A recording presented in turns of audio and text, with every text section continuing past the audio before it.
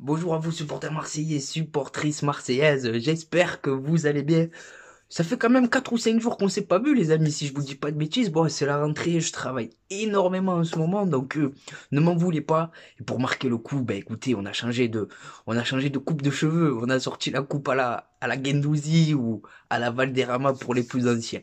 Le sommaire les amis, vu que c'est le calme plat avec la trêve internationale, ben écoutez, on va évoquer Pablo Longoria, la CAN, les Olympiens qui ont réussi à se qualifier. On va évoquer Marcelino, la blessure d'Ismaïl Assar. Et pour conclure, un débat qui concerne Monsieur Zinedine Zidane. Voilà pour le sommaire. Et vu que je suis assez pressé de vous en parler, ben écoutez, c'est parti.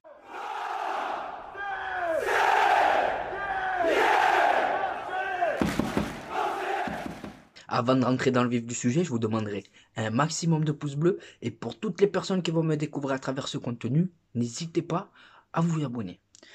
Bon les amis, dites-moi aussi ce que vous pensez du maillot Panasonic 1991 ou 93 si je vous dis pas de bêtises, je le trouve tout simplement magnifique. Avant de commencer, j'aimerais donner toute ma force au peuple marocain. Voilà, vous avez vu les images, c'est quand même assez terrible ce qui est arrivé à ce pays, à ce magnifique peuple. Donc je leur souhaite de doucement reprendre le cours de leur vie parce que c'est pas facile. Il y a eu des pertes matérielles, physiques, humaines, hein. Et c'est ce qui me désole le plus, les pertes humaines. Donc je leur envoie toute ma force et tout mon soutien, les amis. Si vous voulez les aider, c'est le moment.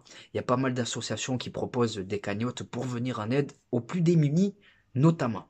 Allez, c'est parti les amis, on va maintenant rentrer dans le vif du sujet avec un débat. En fait, j'écoutais l'after foot RMC et Daniel Riolo, en fait, il a dit quelque chose, c'est vraiment un fou, les amis. Je vais vous demander ce que vous en pensez en toute objectivité. Alors, selon lui, Antoine Griezmann, c'est une légende en équipe de France, devant Thierry Henry, rien que ça. Mais surtout, il y a match avec Zinedine Zidane. Ben voyons, soyons fous, Daniel Riolo, frère. Zinedine Zidane. Suffit juste de revoir sa dernière Coupe du Monde en 2006 pour voir à quel point il était différent, ce joueur. Face au Brésil, il y avait qu'un Brésilien sur le terrain, il était français. L'Euro 2004 qui nous sort. La Coupe du Monde 98. Pour moi, il n'y a pas photo. Et Thierry Henry, pour moi, il n'y a même pas photo. Hein, qu'on arrête avec les stats. Dans ce cas-là, Olivier Giroud, il y a match avec Zidane. Non, qu'on respecte ces messieurs-là, les amis, hein. C'est pas le même ballon, hein. Le niveau du football actuel, c'est plus que c'était, en gros. C'est ce que je veux dire. Quand on regarde l'état, par exemple, de la sélection italienne, ça fait mal au cœur. Donc voilà, les amis. N'hésitez pas à me dire ce que vous en pensez dans l'espace qui vous est réservé en commentaire. Mais en tout cas, voilà. J'attends de vous toute votre objectivité. On va maintenant évoquer, les amis, la blessure d'Ismaïl Assar. Alors apparemment, Ismaïl Assar, il se serait blessé avec la sélection sénégalaise. Et c'est une mauvaise nouvelle, voilà. Au vu du manque de profondeur qu'il y a sur le banc de touche, remplacer Ismaïl Assar dans ce 4-4-2, ça va quand même être compliqué, d'autant plus que François-Régis Muguet, il s'est lui aussi blessé avec le Cameroun en sélection. Donc tes deux titulaires, tes deux joueurs à ce poste, sont plus disponibles.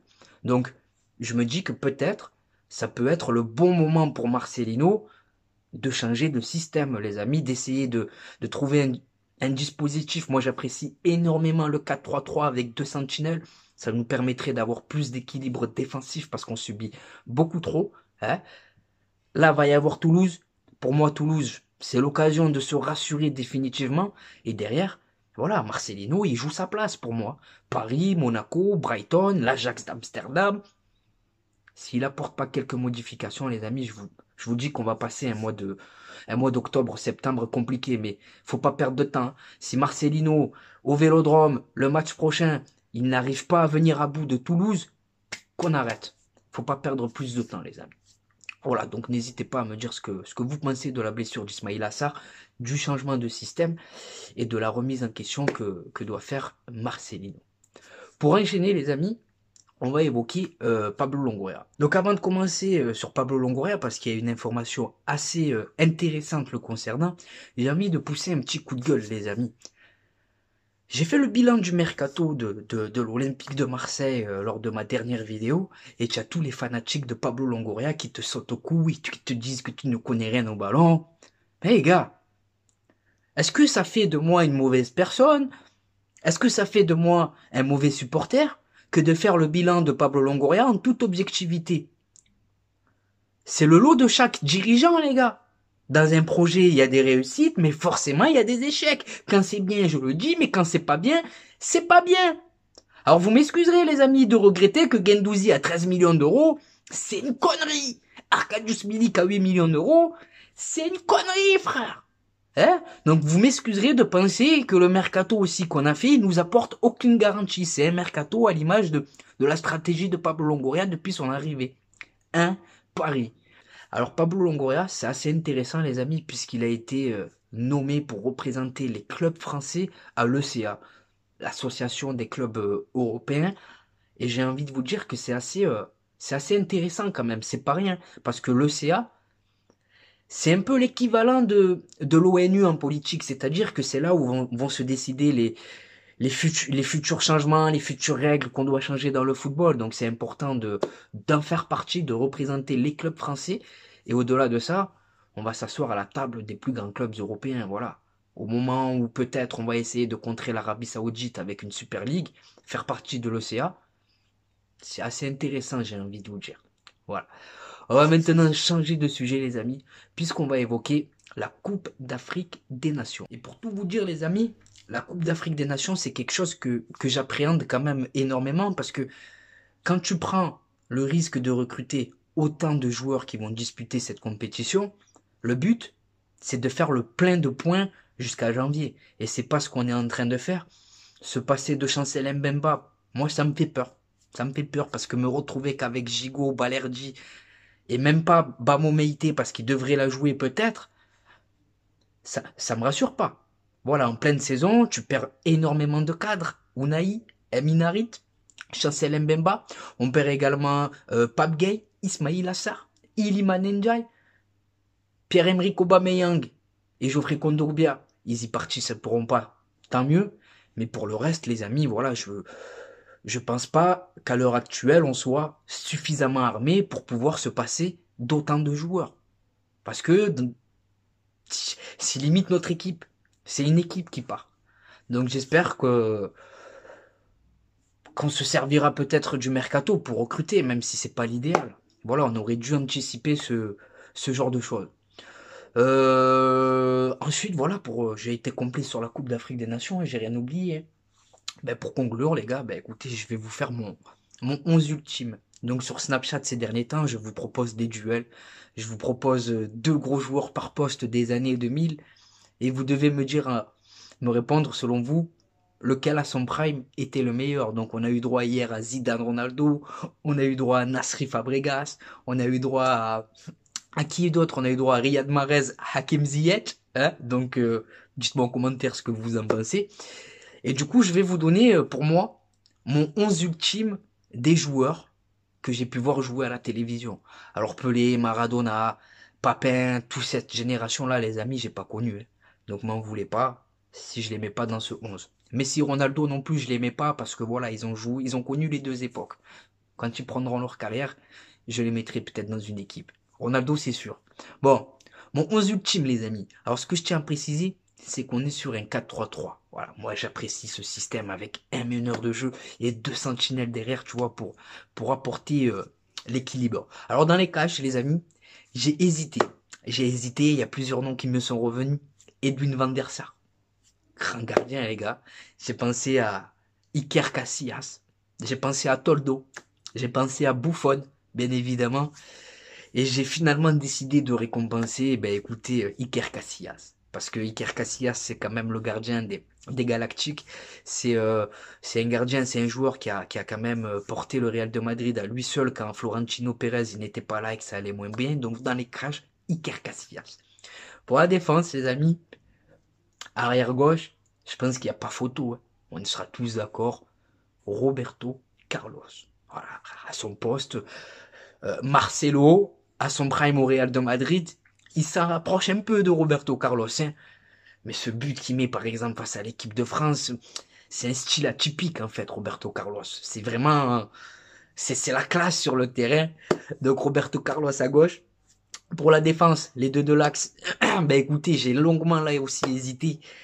J'ai hésité avec Puyol, j'ai hésité avec Terry, Ferdinand, Nesta, Maldini, j'ai hésité avec Stam, j'ai hésité avec énormément de joueurs.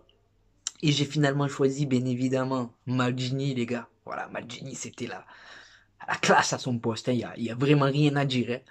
Et pour la compagnie, même là encore, j'ai changé de choix. Je suis vraiment indécis. Mais pour la compagnie, je sais même pas. Il y a eu tellement de bons joueurs à l'époque. Mais allez, j'ai un petit penchant quand même pour Ferdinand. J'aimais beaucoup ce joueur. Donc Maldini, Ferdinand dans l'axe, je pense que c'est carré. Et en tant qu'arrière droit, les amis, j'ai pensé à Cafu, bien évidemment. J'ai pensé à Philippe Lam. À ne pas oublier Philippe Lam, j'ai pensé à Maicon, la version prime de Maicon à l'Inter de Milan. Elle est exceptionnelle. Dani Alves, il est hors jeu, parce que moi, j'aime les joueurs de ballon qui ont des valeurs, hein, et c'est pas trop son cas apparemment. Donc pour le poste d'arrière droit, il y a même Zambrotta, les amis, qui postule à une place. Hein, Zambrotta, vous l'avez oublié, mais moi je l'ai pas oublié. Donc, pouf, allez à droite, on va mettre Cafu, frère. Ah, parce que Cafu aussi, c'était quand même la classe, c'était l'arrière droit euh, des temps modernes des années 2000 quand même. Hein. Milieu de terrain.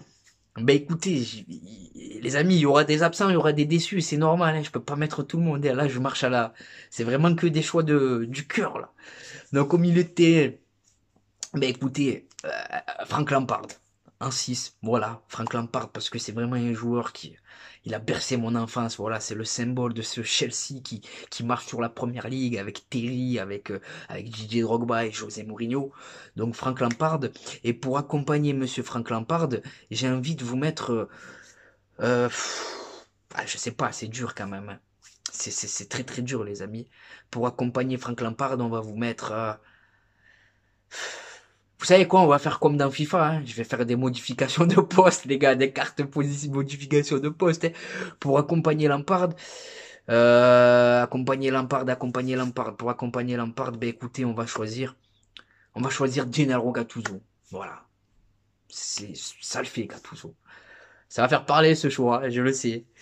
Ensuite, en tant que numéro 10, en tant que meneur de jeu, qui d'autre que la légende marseillaise Zinedine Zidane. Voilà, frère, on parle avec Griezmann. Il n'y a personne qui peut s'asseoir à la table de monsieur Zinedine Zidane, à mon sens. Voilà, donc Zinedine Zidane en tant que numéro 10, je pense que c'est clair pour tout le monde. Brassard de capitaine qui plus est. Et ensuite, sur les ailes, ben écoutez, on va choisir quand même Ronaldinho à gauche, hein, les gars. Ronaldinho, les gars. Ah, faut être honnête, c'est pas parce qu'il est parisien que le mec il est nul à chier. C'est quand même fort ce qu'il a fait sur le terrain, c'était un génie, les gars. Le mec, il arrive à l'entraînement, il était rapta de la veille, il était sous cigare, il était sous shit, il était sous beaucoup de choses et sur le terrain, c'était le meilleur. Vraiment, il se fait ovationner au Bernabéu avec le maillot du Barça. Il se fait ovationner au Vélodrome avec le maillot du Paris Saint-Germain. C'est l'un des rares, hein. Ou l'un des seuls même, j'ai envie de vous dire. Donc Ronaldinho en tant qu'ailier. Et sur l'aile droite, les amis, c'est compliqué encore une fois.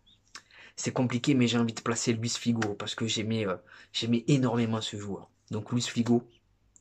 Et pour l'attaquant, je pense qu'on sera tous d'accord. Ronaldo, Thierry Henry. Pour moi, c'est ces deux-là. Voilà, hein, pour moi. Mais il y en a plein d'autres, hein, mais je marche à l'affect là, les gars. Thierry Henry. Voilà, Thierry Henry. Non, Ronaldo. Voilà, Ronaldo avec Thierry Henry sur le banc. Donc ça fait du beau monde, les amis. Ça nous fait du Casillas dans les cages, Roberto Carlos, Maldini, Ferdinand, Cafu, Lampard, Gattuso, Zinedine Zidane, Ronaldinho, Figo et Ronaldo. Ah, c'est une équipe qui a de la gueule. Donc n'hésite pas à me dire en commentaire toi aussi le 11, ton 11 type des joueurs que tu as pu voir jouer à la télévision ou en vrai. Et pour conclure, les amis, j'ai oublié une petite info qui concerne Renan Lodji. Alors, Renan Lodji, voilà, vous avez pu le voir, il a été appelé avec le Brésil. Et il a plutôt été bon lors du dernier match, lors du premier match amical du Brésil durant cette trêve. Il a apporté le danger sur l'action qui mène le but, c'est de lui que vient l'action, donc tant mieux, hein, voilà, parce que ça va parler dans le vestiaire. Toi, tu joues où? Ben écoute, moi je joue à Marseille, le stade c'est un truc de fou. Toi, tu joues au Real, ah ouais, l'OM, c'est comment? Ça fait de la publicité pour le club, ça, les gars. Mais vraiment, c'est pas anodin, comme il dirait chez vous. Hein?